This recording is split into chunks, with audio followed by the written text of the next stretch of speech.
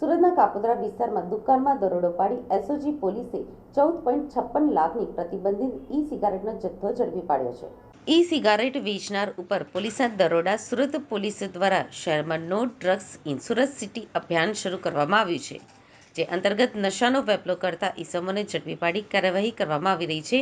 તો બીજી તરફ ધ્યાને આવ્યું હતું કે શહેર વિસ્તારમાં આવેલા કેટલાક પાનના ગલ્લા તથા ટોબેકો પ્રોડક્ટ્સના હોલસેલ વિક્રેતાઓ દ્વારા ઈ સિગારેટ, ભારતીય હેલ્થ વોર્નિંગ વિનાની સિગારેટ તથા ઈ હુક્કાનું વેચાણ કરવામાં આવી રહ્યું છે, જેથી આવા રિટેલર તથા હોલસેલર વેચાણ કરતા વિક્રેતાઓ અને દુકાનદારોને શોધી કાઢી તેમના વિરુદ્ધ કડકમાં કડક કાર્યવાહી કરવા સૂચના આપવામાં આવી છે.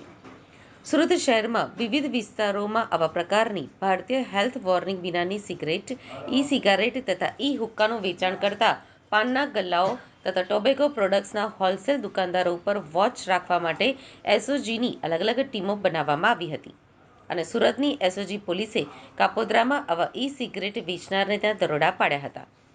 સુરત શહેર એસઓજીને મળેલી બાતમીના આધારે Kamal park society, LH road, little flower high school પાસે આવેલા સૂર્યકિરણ એપાર્ટમેન્ટ દુકાન નંબર 1માં રેડ કરી 39 વર્ષીય આરોપી દિનેશ ઉર્ફે દિનિયા ખીમાભાઈ પુરોહિતને ઝડપ્યો હતો.